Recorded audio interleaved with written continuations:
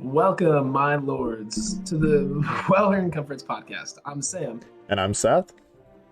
Thank you for joining us on the Walls of Isengard as we explore the many works of Tolkien and, of course, discuss life. We're glad to have you part of the fellowship, as there's no place, no telling where we'll be slept off to. And it's been a little while since we podcasted. We are now live on Twitter, so make sure you show us some love, send us your comments. We're going to be answering your questions even, so if you have questions, put them in the comments. We'll be addressing those here live on the podcast. That'll be going up later on audio version as well. But we've got some fun planned for us. But of course, as always, we're going to dive into first things first, babbling like Butterbur, like we always do. So I'll check in with my brother Seth. What's up? How you doing? Tell me, man, what's going on? Not much. First off, it sounds like you're kind of echoey out of nowhere. I wonder if your microphone switched. I don't know if real quick while I do a little babbling, if you could switch over. If you just hit the settings and check which mic you're talking out of. But yeah, it's been a minute since we've podcasted. I know it's been busy for both of us. If I'm being honest, I was just on spring break and did a lot of nothing, which was nice for the first time in a while. Spent a lot of time with Evelyn. Actually played a bit of video games. Didn't think about school, just went to work and relaxed a little bit. It was great, but we're doing well. We're doing really well. Today was absolutely gorgeous. Nice blue skies, sunshine. So we took Evelyn to a park, and then when we got home, we went outside, Evelyn and I did, and she actually was dribbling a soccer ball at the age of almost 20 months. Yeah, I have a video of it. I'll send it to you, but she's just kicking the soccer ball and chasing after it. So it was a whole lot of fun, just enjoying the beauty. You can see the hints of spring right around the corner. That's fantastic. Mike is much better, by the way. Much better. Perfect. I'll probably have to re-record the intro there for the podcast version, and it'll probably sound better anyway. But that's great, man. That's awesome. You don't want her to play basketball, right? Like, you're not actually going to pursue No, right? a soccer ball. Oh, soccer ball. Sorry. Yeah. You were dribbling. Okay. I don't know. I guess I was that would be really impressive, though, if she was like basketball dribbling. Maybe you should pursue that if that's what's happening. But no, that's great. Soccer, it's a little bit better, I guess. We'll let that one slide. Yeah, we'll see. Well, how about you? What are you guys? I mean, you've had a quite busy time as well, without a doubt. Yeah, we've definitely kind of had our lives flipped upside down again. We did it to ourselves, which is great. But yeah, we've been fostering a 5-year-old for about a month now. And much different than the last time we fostered.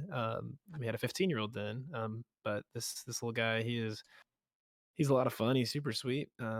Loves trains and cars and his little Bluey. I don't know if you guys watched Bluey. That's actually a really hilarious show. Amanda got us started on it. We don't do much screen time at all for Evelyn, but she loves just sitting there sucking her thumb and watching Bluey. It's great because the episodes are 8 minutes long, so we'll do one episode of Bluey and then we'll do our next activity or whatever it is. And sure, but the dialogue is definitely for the adults, which is hilarious. And so it's fun to just kind of sit there and watch them, but it's not without its challenges. Just trying to get on this podcast even today, from about 6:50 to 7:30 was kicking and screaming and whining. And it was tough too, because he's yelling, "I want my mom and dad. I want my mom and dad." And he's been calling us mom and dad, but now that he's been doing some in-person visits with his parents, we're now Sam and Ariel again. So it's a weird thing on our hearts too, because we get attached to him and yeah, we are mom and dad. We're acting in that role in a lot of ways, and so he'll call us mom and dad, and he'll say, "Love you, mom and dad. Love you." And then he just flips a switch, and it's Sam and Ariel, and he'll say it and kind of it's hard to tell. I think he knows what he's doing, and he says it when he's mad at us, and it's so he knows how to stab that dagger in a little bit. Unfortunately, he does. Yeah. It's a lot easier to have grace for him than it was for the last one, because he still doesn't know much better, and his circumstances have been so rough, unfortunately. So and we're just trying to figure out how to do that. Ariel's been amazing. She's been absolutely incredible through all this. Just with Baron, she's been such a great mom to him, and she's also babysitting another kid Tuesday through Thursday for part of the day, on top of having Mason. Thankfully, we got him into preschool, so that's half days, which is nice. But she's been absolute rock star through all of this, taking care of all the kids, and just it's natural. She's a natural at it. It's definitely still very, very difficult, and we've definitely had our moments of tears and frustration and our own fights that are, come up because of it. But Sure. it's very obvious, like God's put us in this position, and we're just trying to be faithful for as long as we have it. So a lot more I could speak on that, I'm sure, but we should probably jump in here. Got some fun to have here. Yeah, no, it's good to hear about that. I know with how busy life has been, we haven't really connected much since your new foster kid moved in, and like you said, I'm sure it has been quite the challenge in the adjustment, but again, I'm so proud of you. Just the fact that you and Ariel are willing to open up your hearts and your home like that for a child in need. That, yes, like you said, there's sweet moments, but it's also painful for you guys as well. But you're providing that child with something that he didn't have before, and that means the world, and it'll make a great difference moving forward in his life. That's our prayer. That's our hope. I mean, we're truly doing this like just to further the kingdom. That's kind of what we've been saying. Sure. Like, our prayer for him is to A, that he comes to know Jesus, B, that we can be a blessing to him, and that C, that he'll be a blessing to us. And I don't know if C will ever become the case, but we're just trying to be obedient to what God's called us to, and I mean, share what we've been given. We're so blessed, and the family that you and I grew up in, just the love, the care, like it Sure. leads us to be able to do stuff like this. Because if I came from a different kind of background, I probably wouldn't have any kind of patience, any kind of even like awareness to want to do something like this. But I mean, we always had people in our house that weren't a part of our family. Yeah. We always had people living in the basement with us, or That's doing very true. whatever. So kind of part of the Moldenhauer DNA, I guess. But yeah, I'm really excited to jump in and podcast. And again, it's been so long and feel a little rusty, and I just want to talk to my brother, honestly, like for the rest of the time. But we got an agenda here, and maybe we'll get another call in later. But for all you guys listening, again, feel free to hit us up with the comments, any questions you have about Tolkien. We have some questions already that we'll be diving into here in a little bit. But before we do that, we're going to jump into some Riddles of the Dark. Riddles in the Dark. Ooh. So grab your 3-in-1 here. 3-in-1. That's right. And pick a random spot of dialogue and see if we can get the other person to guess what's going on. Oh, man. I just opened up to one that I would be very shocked if you could get this. It's kind of cheating in my opinion. Well, I'm here for it. Let's go. All right, you ready? Some cheating of my own. We'll see. All right, here we go. O Elbereth Gilthoniel, we still remember, we who dwell in this far land beneath the trees, thy starlight on the western seas. Well, it's a good thing I just read this. This is the song that Bilbo and Aragorn wrote at many meetings in the Fellowship of the Ring, isn't it? It is not. Are you sure?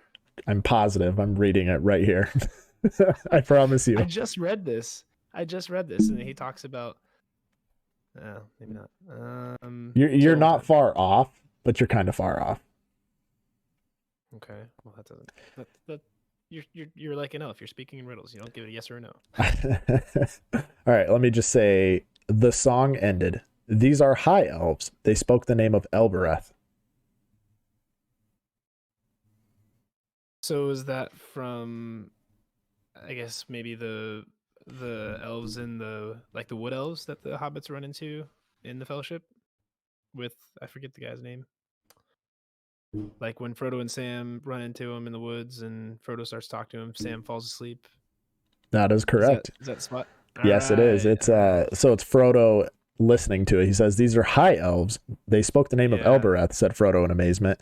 "Few of that fair folk are still seen in the Shire. Not many now remain in Middle Earth, east of the Great Sea. This is indeed a strange chance."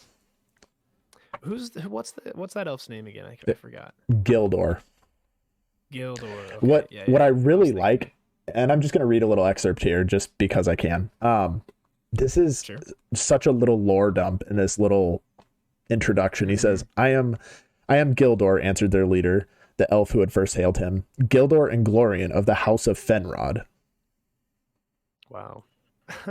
Fenrod Felagund, right? All the way back to the First Age, Baron and Luthien. I mean, it's just circles within circles. It's pretty wild. Yeah, that is pretty wild. I love it. Well done. That's a gold star for you on that one. Second choice. So I was thinking, because they talk about, obviously Bilbo and Aragorn have their song that they created for the many meetings part of the fellowship after in Rivendell, and then after their song the elves sing of Elbereth, and so I was assuming it was what it was, but yeah. Anyway, I got one for you. All right, let's hear it. Well, maybe. Where'd it go? There it is. There it is. Should I just make it really, really difficult for you, or do you want it a little easy? I mean, what do you think? Give it to us raw. Okay.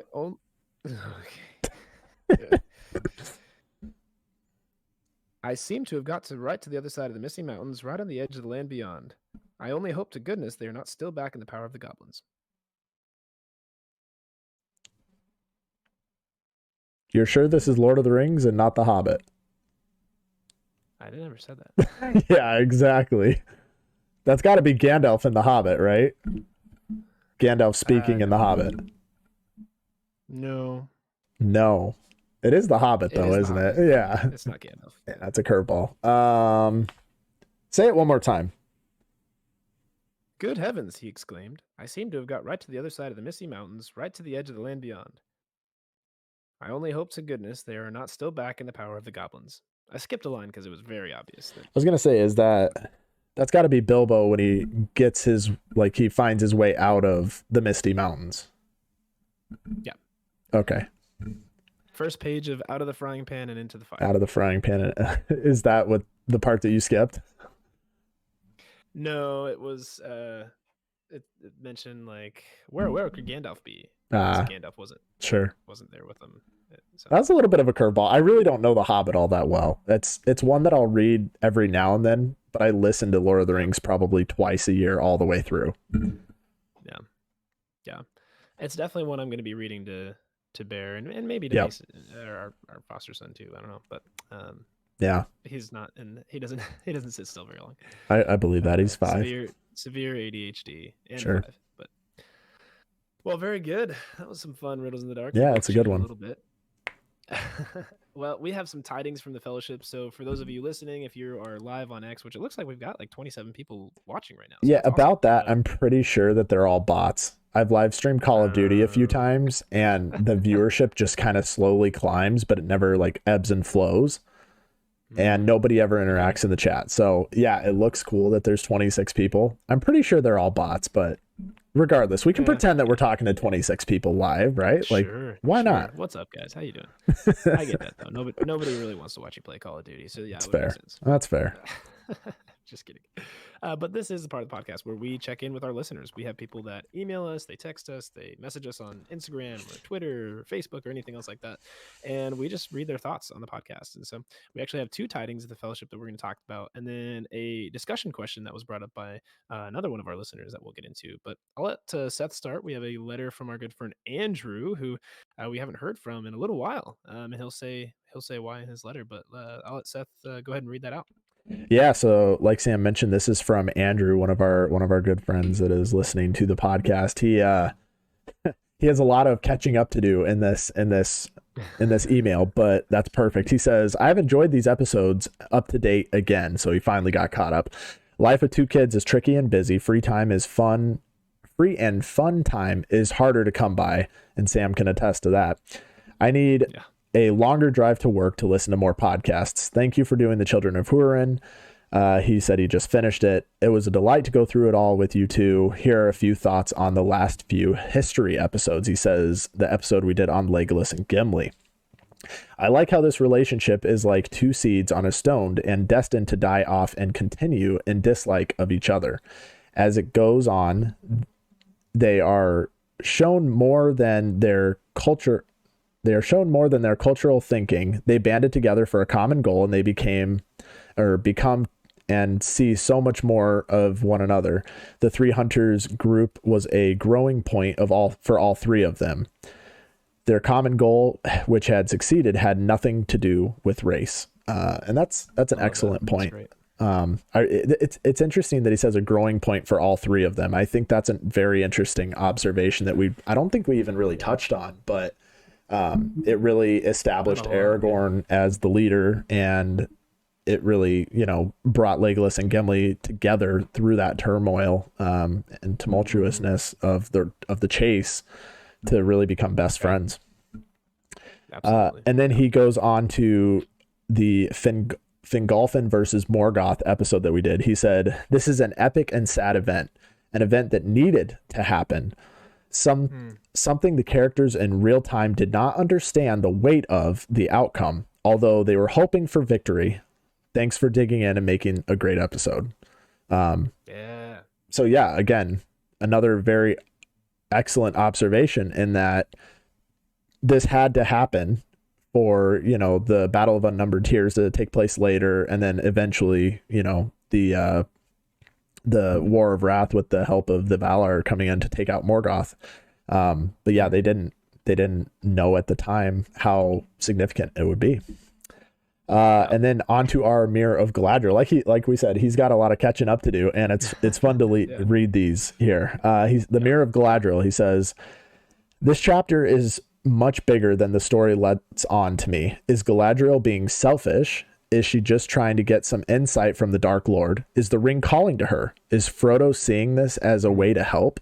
There's just so much. Every time you read the chapter, you can read it from another way of thinking." Absolutely. That's huge.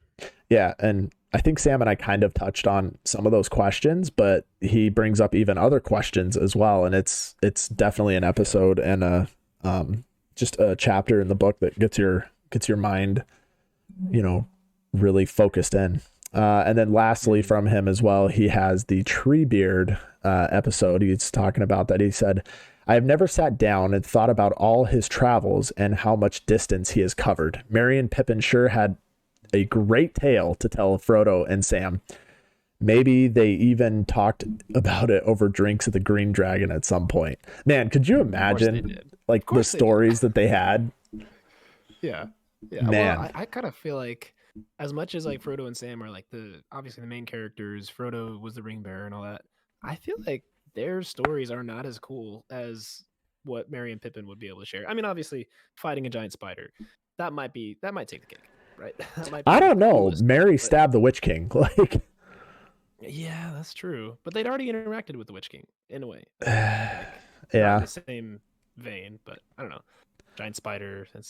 But yeah, I think, yeah, stabbing the Witch King, Oliphants, all these battles that they were a part of. Denethor trying to burn his son. Yeah. There's a lot there. But yeah, Man. that'd be fun to have just like an outtake of them, like an after credits scene where they're just all at the Green Dragon sharing pints. Just telling stories. Oh man. That'd be great.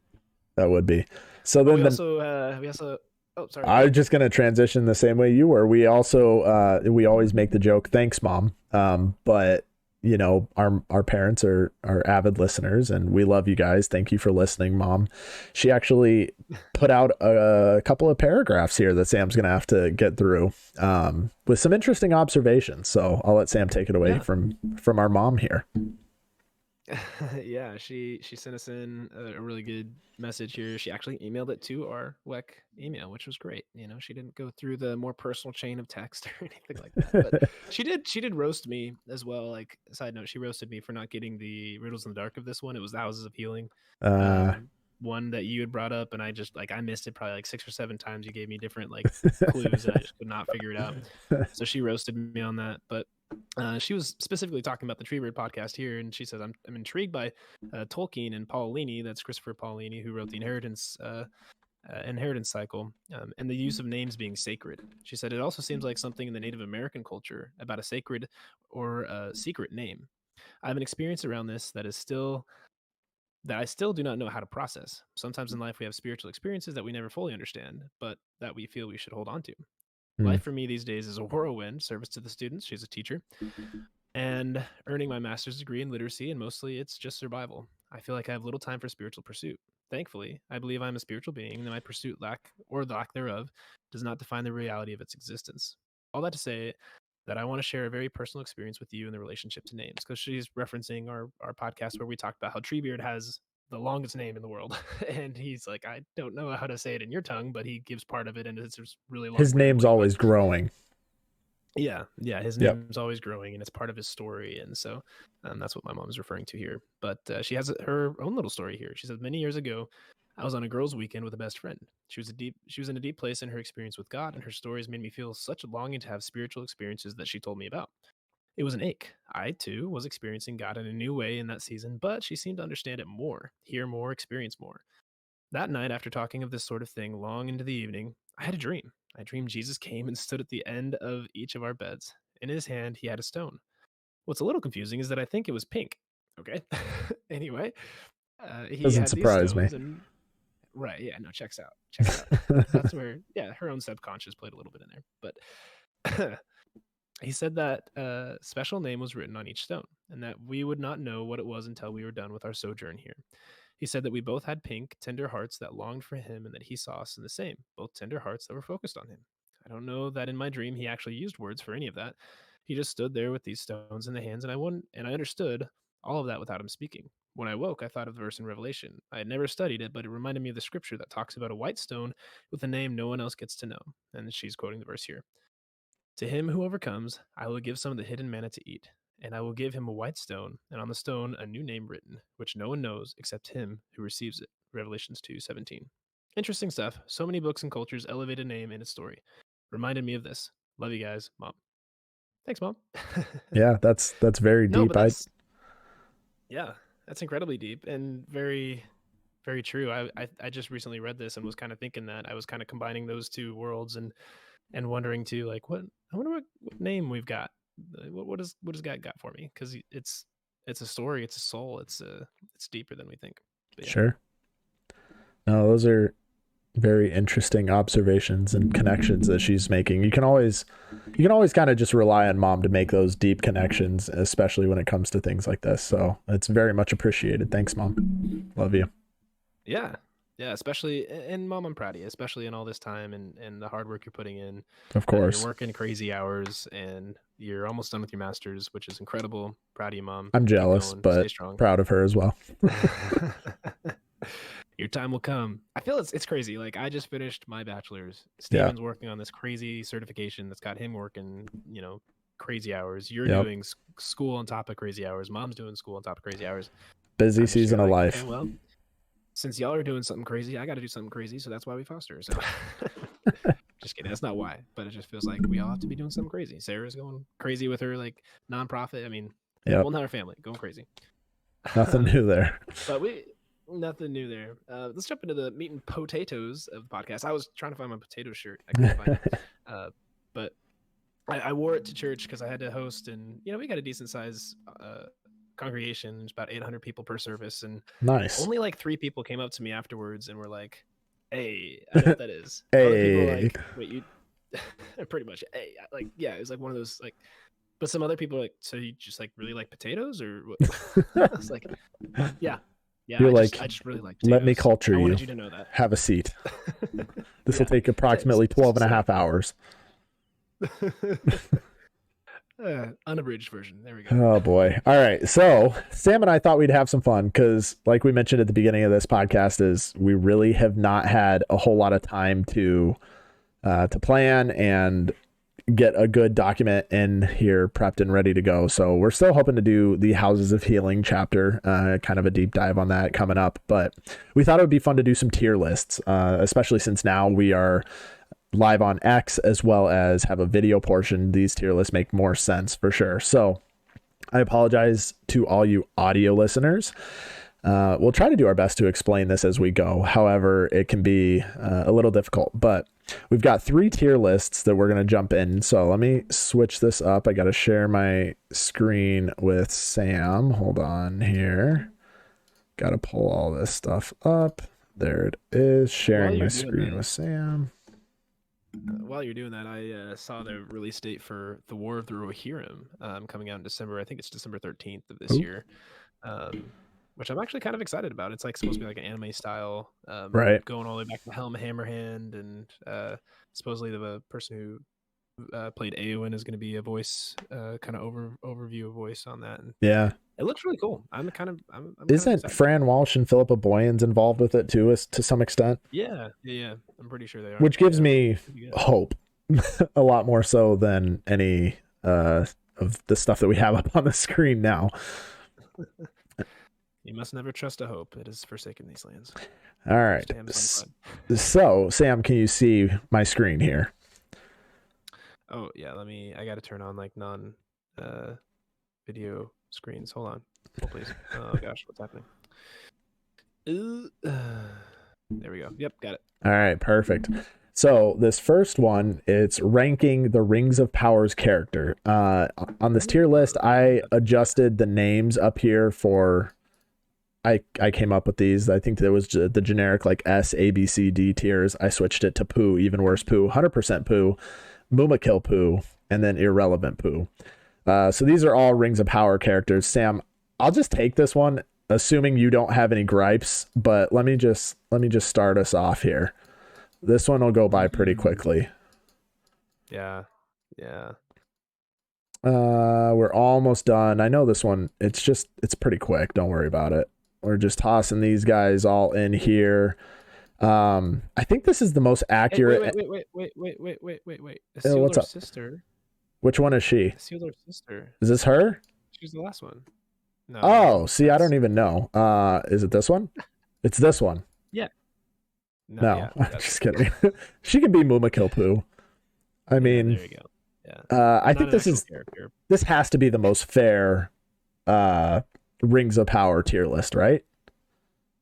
It's got to be. There's no question. I mean, it's pretty spot on. It's accurate. I don't know. I think it's just exactly how this should line up. Obviously that's a joke, but we'll move on to the next tier list. So this is actually one that for our audio folks, all of that was just irrelevant poo. There's nothing good. Yeah, we just went ahead and switched everybody to irrelevant poo except whatever Isildur's sister's name is. We don't remember, but she is Mumakil poo. So for this next tier list, these are all scenes from Lord of the Rings, and I changed again the tiers. We've got Eru, Valar, Maiar, still fantastic, slightly less fantastic. And this is just because each and every one of these scenes at worst is slightly less fantastic at worst. Oh, 100%. So Sam, I think we'll just start at the very top left here and we'll just work our way through. So the very first one that we've got here is Aragorn at the Black Gates with the For Frodo moment. I mean, that's an Eru for sure. You think so? That's just legendary. That's a legendary. Okay. Absolutely. I think this might have quite a few Eru scenes here. Yeah, I would say so. I'd agree. Somewhere between Eru and Valar for me, but I'm cool with Eru for now. Let's see. The Ford of the Bruinen when the Nazgul come after, well, I guess technically in the movie it's Arwen and Frodo. That's what I was gonna say. I mean, the visuals of this is really cool. I love how they did the river, but I really again. I just read this part of the book, and I love how the Nazguls are like come back to Mordor. We will take you, and he's like, go back. Right. Like, there's dialogue there that I think they missed out on that could have been really cool, and so I would put that more so maybe on the Maiar. We're still fantastic. You know, I think we're on the same brainwave. I was gonna go exactly with that as well. This next one, I think I'm just going to take this one. This is going to be Eru, and I don't know if it will be beat. It might be, but this is Gandalf at the Bridge of Khazad-dûm facing off the Balrog. You shall not pass, which in the books is you cannot pass. So there's a little bit of a gripe there, but he does say you cannot pass first, but like in the movies, but then he says true, like the big you shall not pass. And so true. Yeah, there's a little bit of a gripe, but I think you shall not pass. It fits better. It does. Yeah, it fits better. So Eru for sure. Eru for sure. Yeah, that'll be a hard one to beat, honestly. Next one on the list here, we've got the Battle of Helm's Deep. It's just a snapshot of the walls of Helm's Deep. To me, the Battle of Helm's Deep was pretty good. Man, I almost might put this in still fantastic. It didn't really speak to me, but it was still a great scene. How does a battle not speak to you? Come on. I'd put it either. I'd probably put it. I honestly think the Battle of Helm's Deep is one of my favorite battles scenes. Okay. Personally, but okay. I'll settle for Maiar. Okay. if you will. Behind the Fort of Bruinen? In front of it, for sure. Oh, okay. Okay. All right. Fair enough. Next one, we have Pippin lighting the beacons, which does not happen in the books. However, it is a pretty cool scene with him climbing up the rock and then doing the most Pippin thing where he accidentally spills all the oil and it's like on him and he lights himself on fire almost. I mean, I'd say there. What do you think? I'm thinking slightly less fantastic to still fantastic personally. Yeah, I'm in the same way. I'll let you decide which one. We'll go slightly less. All right. Bilbo's speech at his birthday. 111th birthday. 111th.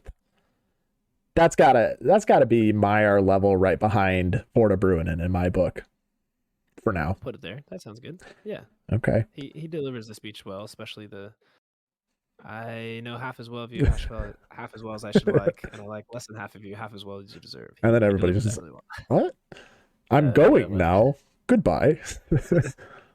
I'd agree. That's this a good. One just put an arrow. Put it in arrow. I was gonna say this is a close second behind the Balrog. Yeah. Man, the Fellowship. The more you know about Lord of the Rings, the more you appreciate the Fellowship, both the book and the movie. Agreed. Yeah, this is the death of Boromir. He's I'll follow you anywhere. My captain, my brother, my king, or my brother, my captain, my king. Yeah. Yeah. Oh man, right to the fields behind it. Yep. Yeah. It's a full round, and then Aragorn putting on his wrist guard, his bracers, wrist guard, and he has that the rest of the trilogy. Like, that's just so cool. Yeah. And they filmed these out of order too, so that's kind of crazy that Peter Jackson would have had that in every single scene after that, even though they had some scenes from before and after. He knew what he was doing. It's brilliant. Jeez, yeah, that's incredible. All right, Aragorn's coronation, when he turns around to the hobbits and says, "My friends, you bow to no one." That to me has got to be Valar. Yeah, I don't know if it's quite Eru, but it's up there. Yeah. Council of Elrond. That to me, in the books, it is my favorite chapter. However, in the movies, I felt like they left a lot to be desired about this chapter for my tastes. I feel like they could have at least added Gloin in there, like as a callback to The Hobbit. Sure. He has some interaction with Legolas, and oh, you didn't treat me so kindly. Like that was all fun. Maybe if they would have done it in order and made the Hobbits first, they probably would have put Gloin in there. But yeah, I'd say either still fantastic or probably still fantastic, since we don't have anything there yet. That'll be the bar for that for me. I feel that. How about Aragorn leading the charge of the dead men of Dunharrow? See, now this one, as epic as this, like the visual scene is, again, that's not what happened. Right. He let them go after they took over the ships. Yeah. Yeah. And then it was just him, Gimli, and Legolas going at it and taking people out, which yeah. I would say it's probably slightly less fantastic for me. I'm going in front of the beacons being lit. All right. I like it. The scene with Denethor burning Faramir alive. Honestly, if the snapshot was him jumping from the top of Minas Tirith and becoming like a little match going out, I'd probably say pretty good. Right. But to me, this is like slightly less fantastic, right behind Council of Elrond. Okay. Yeah. Okay. What is this? The first of 3 endings in The Return of the King when the Eagles rescue Frodo and Sam. What are you feeling there? Yeah. It's nice. I mean, it's like, okay, cool. That's sweet. Probably still fantastic for me. It's not like anything, I don't know, maybe the first time I saw it, but like now that I've seen it so many times, it's kind of one of those like, okay, yeah, just get to the next scene. Right. I don't really care about it. So I'd agree. I think kind of in the middle so far. Moving on to the attack of Isengard by the Ents. I always thought this was fantastic. I personally would throw this. I'd throw it in the Valar right behind the Gandalf's Aragorn's coronation. Yeah. And I love how that's the picture of Quick Beam for the Lord of the Rings trading card game. Oh yeah. And so that's for sure. Just hurling that rock. All right, we got to keep moving here. We got to move quickly. here. We got a lot of You scenes here. fool, no man can kill me. This is Eowyn and the Witch King. This is Eru to me. But Yeah. I think it's probably at the back of Eru so far. Either that or it's right above the Fur Frodo. Yeah, we'll put it. Yeah, we'll put it at the back. At the back. Okay. Yeah. That's good. Fair enough. The prologue. The prologue, Sauron reaching for a Isildur, getting his hand cut off or his fingers cut off. This isn't how it happens in the book, but I understand why they did it the way they did for the movie's sake. However, to me, this is just I'd kind of say slightly less fantastic. Sure. I'd say the whole prologue though is incredible. Like if we're doing the whole Galadriel narrative prologue, True. I would put that up in the Valor category. This specific scene, yeah, probably still fantastic. It's fine. You know, Okay. maybe in front of Denethor. In front of Denethor. All right, I can get behind that. Gandalf and Frodo at the very beginning of the Fellowship of the Ring. To me, I really like the beginning of the Lord of the Rings. They did such a good job of making you understand what a hobbit was. And this was a big part of it. However, to me, it's just not as epic. I'd probably still put it in like the still fantastic area. Sure. I love that. Like the way they shot this in order to make the size differences. Because right now this still picture is Frodo and sitting next to Gandalf in his cart.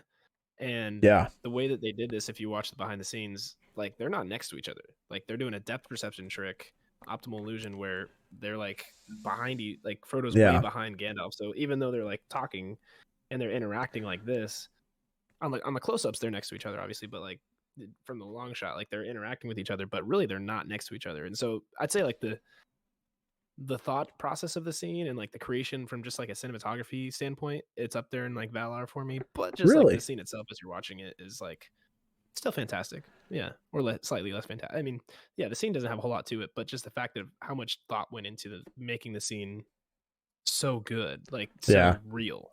That whole beginning part with, you know, Gandalf bonking his head and like it's very well done. Yeah. Moving on here, this is the scene. Is this only in the extended? I don't remember. This is the scene where the Nazgul riding the Fell Beast. It's in the theatrical version. Yeah. The scene where the Nazgul riding on the Fell Beast is going after Frodo. If this was the speech that Sam gives, this would be like Valar tier, because even though it wasn't directly from the movies or from the books, that speech that he gives about there's something good worth fighting for is incredible.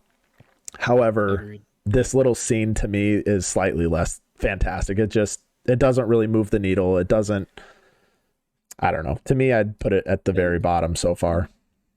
Yeah, and they weren't even supposed to be in Isengard, which is funny because Peter Jackson slides that in with Sam's dialogue like right at the beginning of that like speech. By rights, we're not even meant to be here in Osgiliath. And if you've read the books, you're like, yeah, you're right. You should be there. Yep. Okay. Frodo refusing to destroy the ring. I'm gonna let you take this one. Valar. I'm gonna put this in Valar because it's such a like you are leading up to it 12 hours up to this point, like waiting for this moment. And again, if you've never seen this before or read the books, you don't know what's gonna happen. You're like, okay, he's got to do it. This is it. And then Smeagol coming out of nowhere after he takes the ring, like just showing that the ring will not be beat. So I'm gonna put it Valar right behind Quickbeam. Behind Quickbeam. All right. Yeah, I like Quickbeam. Yeah. The next one is Frodo fainting when Sauron is searching for him. I'm just gonna put this at the back. I hate this scene personally. And the way he falls too. Did they have to make him fall? Like he I was about to say something very inappropriate, but like he swooned. Yeah. He's like a Victorian lady on a swoon couch. Yeah. That's a good way to put it. I have a feeling I know. Let's see. This is the Frodo, Sam, and Smeagol and the Black Gates. This is when they, I don't know. This is where they fall down and the elven cloak, and I get what they were going for. I don't like it. What do you think? Yeah. No, slightly fantastic because I mean the Easterlings, they look up and they like you if you could see it all, like you would know that they're there. For sure. Even before he puts the elven cloak on. I get the elven cloak.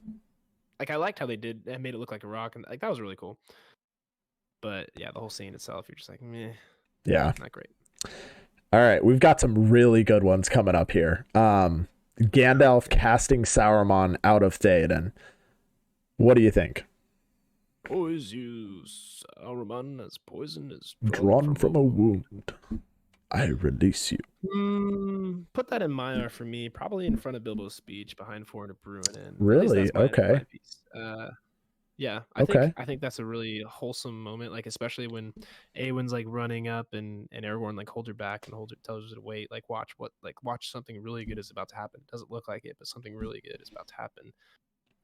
And I just love like he takes out Wormtongue like just easily, and Gimli's like, I'd stay still if I were you. Like, the whole sequence. It's pretty good. They don't need weapons. All right. Except for their stuff. Look to my coming on the first light of the 5th day. Look east. At dawn, look to the east. I would put that in Eru, probably behind No Man Can Kill Me. Okay. That's where I put it. I'd almost put it ahead. They're all great. I'm fine with that. The only qualm with that scene specifically is they're riding down that crazy steep hill. It's just the CGI, and granted, it's far beyond its time. They could do much better now, but it's a little extra fake. Like for how real they made these movies, that was one of those like, this is a little too fake. And the fact that Éomer was already at Helm's Deep, and it was Eric and Brand, and then the Huarns were there. Yeah. But the scene itself is epic.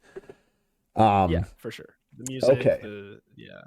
Let's see. This is the board is set. The pieces are moving. Gandalf speaking with Pippin. I actually really like this scene. That whole saying, the board is set. The pieces are moving, and it's like the calm before the storm. These are actually, it's Beregund or Belegund or however you say his name. That isn't in the movies. Yeah. That is talking to Pippin and saying these things. So I really, really like that they included him, even though they didn't have that character in. Yeah, and if you're not going to have that character, it makes sense that would be something Gandalf would say, especially to Pippin. So exactly. I would throw it up here in the Maiar tier. I really do like this scene. And it's right behind the speech of Bilbo. What do you think? Do it. It's great. All right, next one up. What do you think, Sam?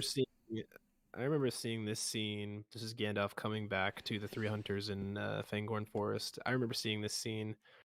I think you were next to me because I remember we watched the Fellowship of the Ring on laptop on the road, like to one of your hockey tournaments. Yep. Gandalf dies, and I'm like, "What? You've got to be kidding me! I hadn't read the books yet." And you're just like, "Yep, sucks." And then I was like sitting next to you watching the Two Towers for the first time. Gandalf comes up. I just like look over. You're like you gave me one of those. Yeah. Waiting for it. Waiting for the reaction. Yeah. So as somebody like first time seeing it, and even afterwards too, because how they did the voice change to make it sound like Saruman at first, and how he even says like, Saruman as he should have been, like even acknowledging that, and there's so much lore to this too. Like we should honestly have a podcast on this lore on Gandalf coming back, on what because it was the Valar, right? I mean, it was the Valar that made that decision to bring him back, right? Maybe even Eru himself, and so we could dive really far into how Saruman failed his quest and all that stuff. Oh, let's say we got to keep moving, but I'd put that in Valar status for me. I would agree. To me, I like this scene. I'm throwing it maybe even above Quickbeam personally. Sure, go for it. You good with that? All right. Next one here. I honestly don't know what this one is. Which one is this? Is this the wizard duel? It might be. Let me zoom in here. Yeah. Is this the wizard duel? Yeah, it looks like it. Yeah. That is a pretty dope part of the Fellowship. Yeah, I'm not a huge fan of it. I'll let you place this one. But it's still fantastic. Behind Gandalf and Frodo in the cart, and before Denethor. Sure. Empire. I think that's a good spot for it. Next one, we got to keep moving through these because we have a whole nother tier list. There's a lot more than I thought. It's kind of fun though. It's kind of fun. Enjoyed it. Gandalf riding out to rescue Faramir, the White Rider. I like this scene in the books a lot. Like when Pippin starts shouting out, "The White Rider, the White Rider." Yeah. I don't know, still fantastic. Maybe at the beginning of that, personally. Sure. Yeah, it's one of those things that, like, Gandalf shows the light and scares away the Nazgul. It was just so easy then, but then during the siege of Minas Tirith, he couldn't do anything. In fact, even in the Return of King extended, like, Witch King breaks his staff, which I hate. Like, Yeah, I'm it's glad it wasn't in the garbage. theatrical version, because that's like, what are you doing? Of course not. Like, if he could just scare away all the Nazgul with a light from his staff, how is the Witch King supposed to break his staff? Right. Just in that moment. Yeah. So, slightly less fantastic is probably where I'd put it. I can't carry it for you, but I can carry you. I think this goes straight to Eru. Where do we put it in Eru? Oh man, I would say next to Boromir. I don't know if it's in front of Boromir. Oh man, that's a hard one. I gotta go ahead of Boromir, I think, which is hard for me because that Boromir scene is one of my favorites in the entire trilogy. Well, but this is also just so deep, though. Like, this is so relevant to our lives, like in our friendships, brotherhoods. Like, I mean, for sure, if you've seen somebody die in your life, I'm sure Boromir's death scene just hits home. And there's redemption for him and all that kind of stuff. But it's just so relevant. Like, if you can't carry somebody else's burden, but you can carry them through what they're going through. You can support them. Like, sure. You can reach out to them, pray for them, love on them, buy them dinner. Of course. Watch their kids for them. I mean, there's just so many things. Yep. The way you can carry people. So yeah, I'm happy with that. I love it. Looks like this is probably the scene in the Fellowship when Merry and Pippin run into. It's kind of the introduction of Merry and Pippin to Frodo and Sam in the movies, at least for their quest. This is like where they join together in the field of Farmer Maggot. For me, I mean, it's funny, just kind of the dialogue, but at the same time, it's not at all what the books had, and I liked Farmer Maggot in the book a lot. He's a very complex character. And it's instead of just being like a garden hoe or whatever. Get out of my field. Farmer Maggot was awesome. I mean, he scared away a Nazgul with his dogs. I mean, it's just dope. So. Yep. But all right, moving along. The triple shot to the back of the head of the Mumakil by Legolas. This is one of those, when I first saw it, I would definitely go straight to Eru. Like, it was the coolest thing in the world. Yeah. And with Gimli shouting, it still only counts as one. Yeah, but now, I'd say it's kind of the back of the Maiar tier. Like, it's cool, but it doesn't do it for me anymore. What do you think? Yeah, I'd put it there. It's definitely a Legolas move. I love it, though. Okay. This is actually one of my favorite scenes in the book. Or I'm sorry, in the movie, the cave troll and Frodo, the jump scare in Moria in the Chamber of Mizarble. Personally, this is like a back of Valar to me. What do you think? Okay. I would have probably put it like, I mean, the whole fight sequence is really cool. I'd probably put it still fantastic personally, just because of how it went in the books and how it went in the movie. And again, like, every time I watch with Ariel, she just talks about how, I mean, the jump scare itself is good. And I guess that's what this is alluding to. So maybe it's fine with Maiar. But I feel like we can, when she's like, Aragorn, or Frodo's like, Aragorn. Ariel's like, Frodo's just so lame. Like, why can't he do anything for himself? When in the book, he literally takes his sword and stabs the cave troll, and the cave troll never even fights him because of what he did. And so it's like, give Frodo some more credit. But for the jump scare itself, it's pretty good. All right. I think back of Maiar is a decent shout here. The Nazgul leaving Minas Morgul in the Fellowship. It's kind of a boring scene. I mean, it does a good job of like introducing them because Gandalf's talking about them. It's intriguing, but it's not anything special. Yeah. Slightly less fantastic. Maybe probably right here. Yeah, middle tier. Sure. Okay. Don't forget the sniffing. Don't forget the sniffing. Love it. Yeah. This is the scene where all the hobbits are hiding underneath the tree roots, and the Nazgul is sniffing, and it seems like he's calling all evil. All the bugs come out and everything. Yeah. What do you think? For me, I'd put this in Valar. Like, just, it's so palpable, and there's so much tension in it. Yeah. Like, I've seen it a million times, and even still, I find myself like my hands are a little clenched like during that time, and how they did the sound effects too with him falling off the horse, and just how big of a thud that was, how loud the sniffing is. You hear the armor that he's wearing every step he takes, every move he makes. Not trying to sing a Christian song, but I've been watching. Exactly. But yeah, I think it's great. Gandalf laughing, which is a great sound when Frodo kind of wakes up. I think this is actually in Ithilien, right? It's not actually in the Houses of Healing back in. I think I'm pretty sure it takes place in Ithilien, even though it's not explicit in the movies. It's a good scene. What do you think? It's fun. Still fantastic. Still fantastic. He's fine. Probably before Pippin and Merry meet. Behind Denethor. Oh, okay. All right. I'm down for that. This is a good one. Further up. This is a good one. Frodo and Sam. Again, Sam has all the great lines. He's like, I'm going to Mordor alone. Of course you are. And I'm coming with you. This is either Eru or this is Top of Valar, in my opinion. In fact, it might even be right up here. Yeah, go ahead. That's good. You think that's a good spot? Put her there. We're putting it in Eru between Eowyn and the charge of the Rohirrim. The very end, the ship sailing into the west. Should we make it a Maiar tier? Or I'm sorry, a Valar tier? It just makes sense, right? Let's go with that. We're going to Valinor. Yep. Shelob. Shelob versus Sam. What do you think? That whole sequence is incredible. I think I'd put that Valar probably for me in front of Frodo casting the ring in the fire. Okay. Man, you really like Quickbeam, don't you? Quickbeam's so great, man. Quickbeam's awesome. Fighting to me just gets me going, man. It's fantastic. Yep. Yeah. The Argonath. Now, so beautiful. Man, this to me, I would put it right here personally. Whoops. I'd put it right here. I love this scene. Again, it's the Fellowship. What do you think? Yeah.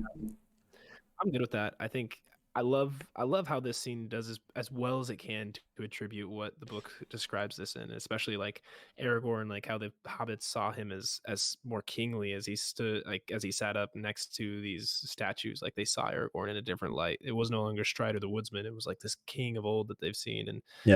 And I wish there was a better way to say that, like on film, but I think they did a really good job of doing that. It's just beautiful.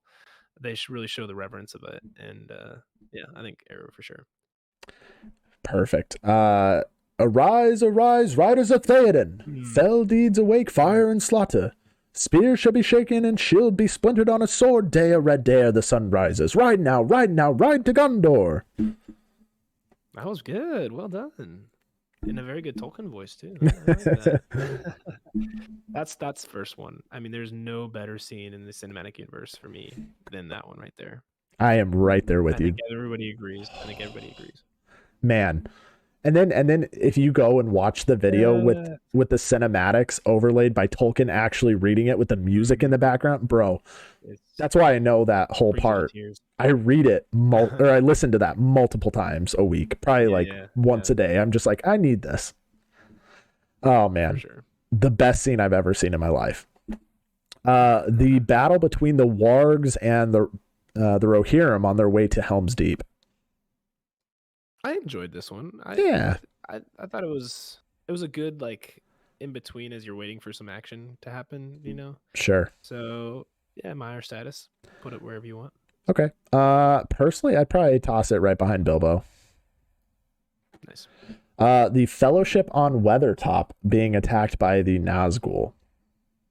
Again, this is where Frodo just kind of like drops the ball for me. Yeah. And cinematically. Sure. And so like it's a really cool scene with the Nazgul. Like again, it's one of those like really intense scenes that you feel, but how he just like kind of like steps back and falls over on his own and then puts his ring on. Like there's just no fight, no will, no. You just kind of like, bud, come on, what are you doing? So I'd say maybe still fantastic behind Gandalf laughing for me. Oh, really? That far down? Okay. Yeah. All right. I probably would have gone a little higher, but I'm down for that. All right. Last but not least, this is Aragorn at the Rock of, I guess the Rock of Eric it's different between the books and the movies. However, this is in the Caves of the Dead. Aragorn summoning the dead. You will suffer me. What say you? I feel like this is a Valar tier, personally, like the back of Valar. It's a great scene, especially with the King of the Dead coming down and Aragorn blocks it. And he's just... thought it was well done. Yeah. Do you agree with that? Sure. Absolutely. Awesome. Good. Man, that took a while. We're at about an hour on the podcast. The next tier list that we have, we would have to speed run. It's up to you, man. If you want to try. I think we could get it done in about 15 if we speed run it. Okay, all right. So this next one, it is ranking the characters in Lord of the Rings, and we have to speed run this. There's no way around it. So for this one, generic tiers, just Eru, A, B, C, D. Eru being the top tier. So first on the list is Aragorn. He's going straight to Eru. Arwen. Give her an A for me. You think so? She's up there. Okay. I put her an A. The Balrog, I'm gonna give a B. I'm gonna give a B. Sure. Barlaman Butterbur. Give me an A, man. Really? Okay. Okay.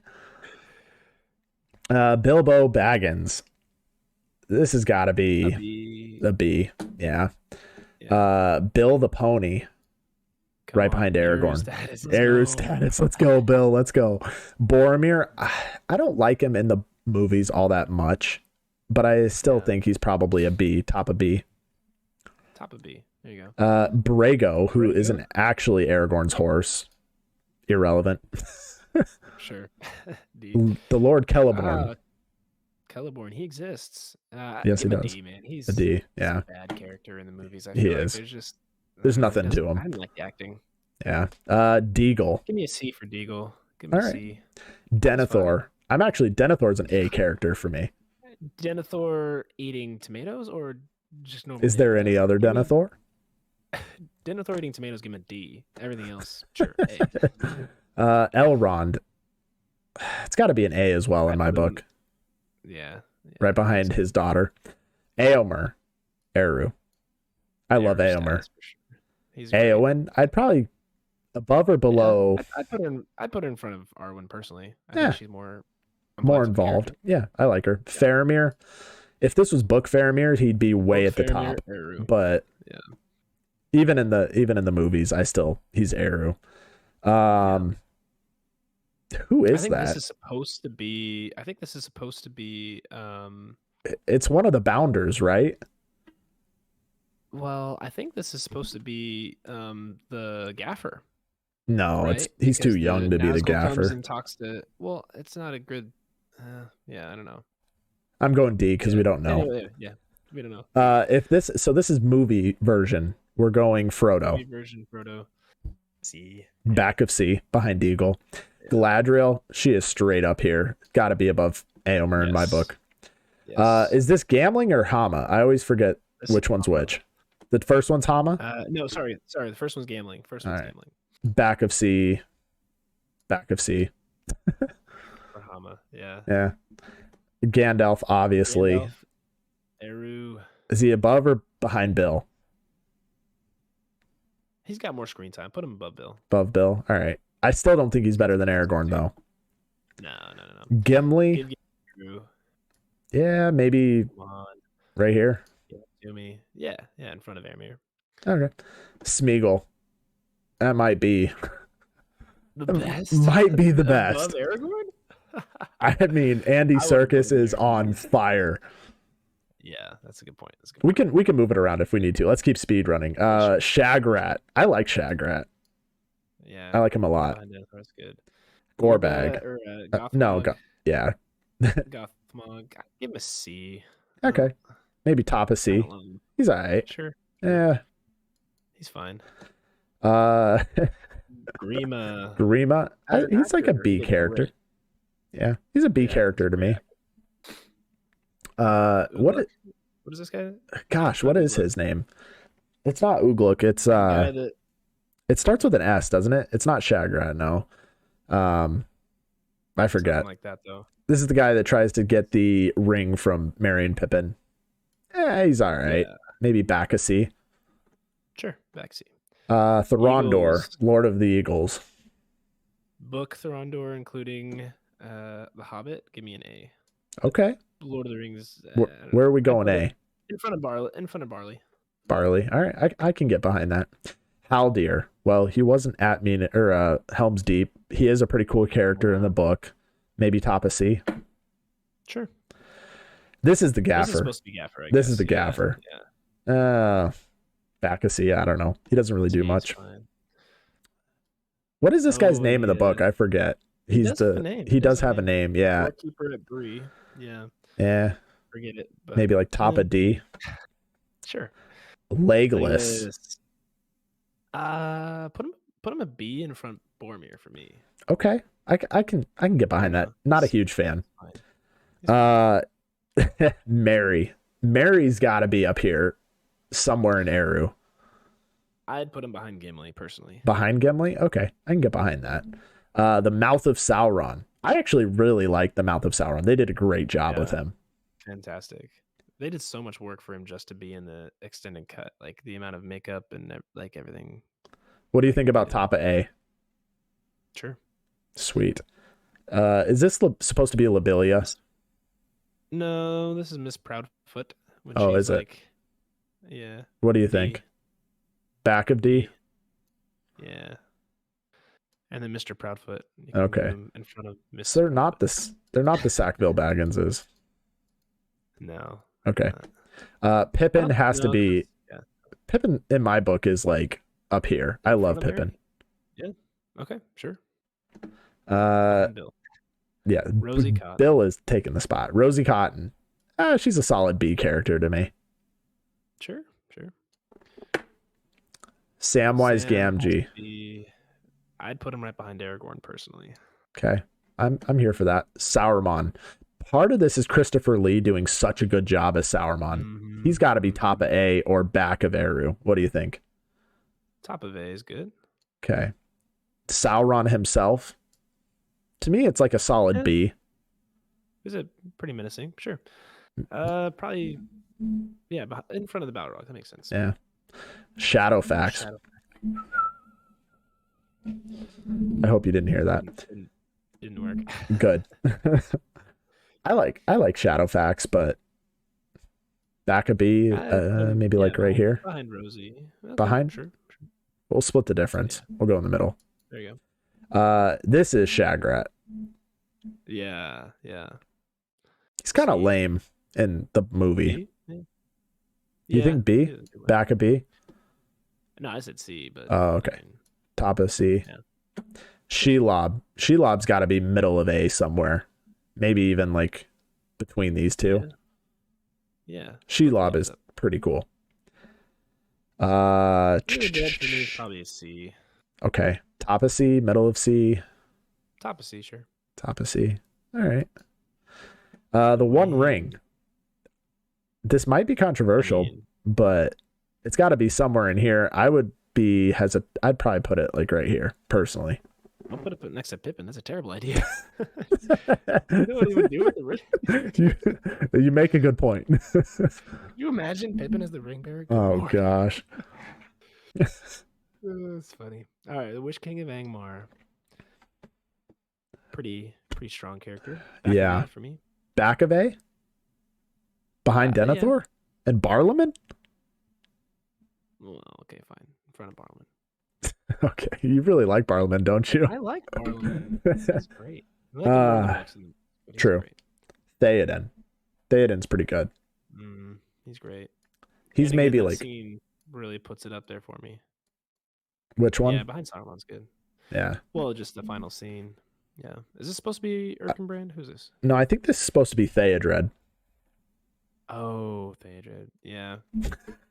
He's irrelevant. Tom Bombadil. Bro. Let's go. He wasn't even in there. But I'm thinking a 1-2 punch of Bombadil and Smeagol. He might be Eru himself, so that's a good point. Treebeard. Treebeard is Eru. Really? Ooh, Eru. Okay. All right. Put him up there. Yeah. What do you think? Next to Gandalf. Higher than Bill. Okay. Treebeard is an awesome character. All right. And then this is Ugluk. Meat's back on the menu, boys. He's got to be like back of C, back of B.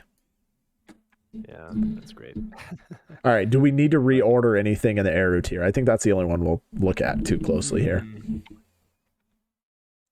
I feel good. I think Tom Bombadil and Smeagol run to the frontier there. That's great.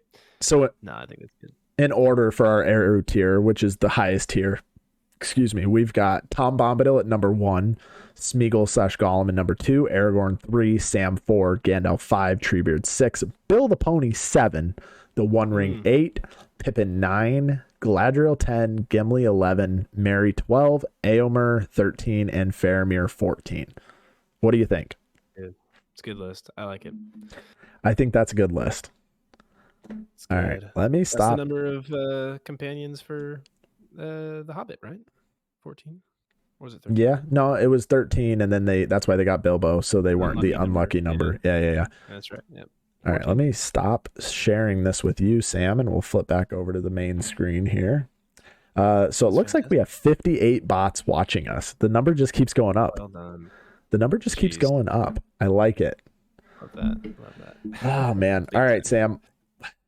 Anything else you want to touch on?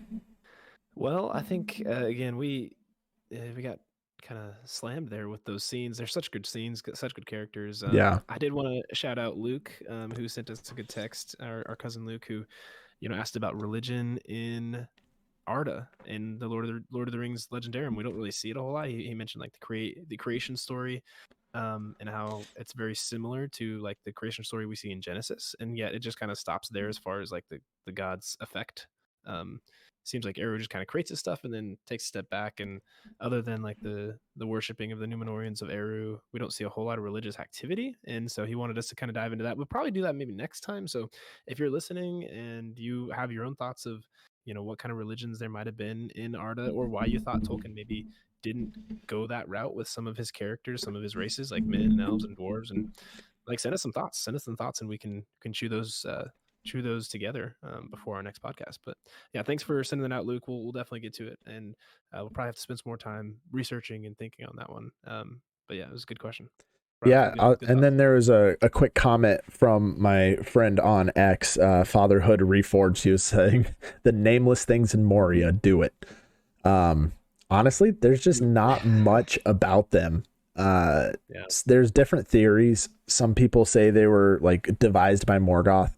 I think my understanding, and I haven't looked into it too much, so I could be completely off base here, but my understanding is they arose from the discourse that Melkor put in the themes when when Eru was creating the world, when all the Valar were singing in harmony, and then Melkor came in with his discord and warped certain things. I believe that's where the nameless things they come from. And so the Watcher in the Water is an example of one of the nameless things. Gandalf kind of makes a reference to them when he says there's deeper and darker things than orcs. Yeah, something like that. Older and fouler things than orcs in the deepest places of the world. But there's really not much. There might be something in some of his letters and stuff. Maybe he touches on them. Sam, do you know anything else about that?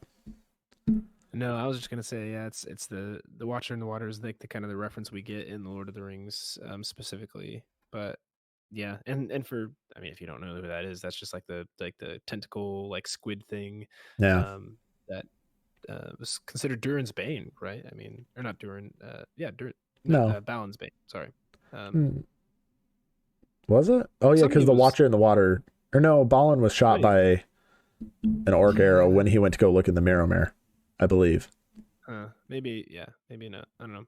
But either way, it's a really cool like creature, and obviously was pretty cool in cinema. But yeah, I don't know a whole lot about it. I could have to do some research on it. But there is what other nameless things that would pop up in addition to that. I mean, there's some interesting creatures throughout Middle Earth that just kind of go unexplained. But I mean, Ungoliant is technically one too, I imagine, right? Mm-hmm. Yeah, she probably fall in that category. I know Tolkien just kind of pushed. This is just like, she's been there forever. Yeah, and she sucks, but she doesn't really owe allegiance to anyone. Like, she just is very selfish. Desires to gorge herself and everything. Like, yeah. But yeah, I don't know. It's a good question. Thanks for making us look like a fool. Fatherhood Reforged. Taking away our Tolkien scholar status. I don't know that we ever had that status. Tolkien enthusiasts, we'll say that. Oh man. Well, Sam, I appreciate you kind of initiating this week, I was like, man, we really don't have much to talk about. So I actually had fun making this tier list and just sitting back and chatting with you. So I appreciate you getting this rolling today. Yeah. I loved it. And I know we got some people listening who, may or may not enjoy it, but I mean, I appreciate you guys listening. Scott Marion, especially if you're on one of your runs right now. Good luck. Keep crushing it. Yep. In front of the other. Doing great. But it's just seriously, thank you guys for listening with us. And thank you, Seth, for still making time in the midst of this. I mean, it's a good reprieve, especially right now in our life, the way it is. I mean, Ariel, when I told her this, she was like, yeah, you should do this. That'd be good for you. So she understands just how great this is for me to just kind of escape into the world of Tolkien for an hour and a half or so and just really enjoy that. So Amanda said the same exact thing. It's good to have their support. Yeah. And now we can jump back into crazy fatherhood and providing with a little bit of refreshment out of it. Yeah. Well, we're going to go ahead and call for aid. We are going to be Gondor shouting and calling and lighting the beacons for aid. Will you, Rohan, answer? Will you light a beacon of your own by sharing the podcast with fellow friends and fans, by leaving us a review? We had another 5-star review on Apple Podcasts. So we're up to 8 5-star reviews. That's fantastic. We'll take it. Keep them coming. Like, subscribe to the YouTube channel, follow Seth specifically on X for more live streams. If you want to watch him play Call of Duty, go ahead and live stream. Follow him on X; it'd be great. But honestly, send us some thoughts. Whether it's like your Tolkien story, or like Andrew, just send some thoughts on episodes, or you just be like, guys, you're completely missing the mark. This is what it is. That's fine. We'll take it. We'll listen to it. We'll read it on the podcast here. But we just love interacting with you guys. We love being a fellowship. So go ahead and email us at wecpodcast@gmail.com for anything. And we do have a very special, exciting project that we're undergoing with the Up Talkin' Tolkien podcast. We won't say too much right now, but it's very exciting. Stay tuned for that. But again, we are keepers, so we have to keep shut. Is what we've been told. What Lane has been telling us. But yeah, I'm excited for it though. It's pretty cool. Oh yeah, it's incredible what he's doing, and it's cool to just play a small part of it. But we thank you again for joining us for some well-earned comforts. Until next time, whenever that is, we bid you a very fond farewell. Goodbye. Good night. Goodbye. And shout out to the 62 bots. The number just keeps going up.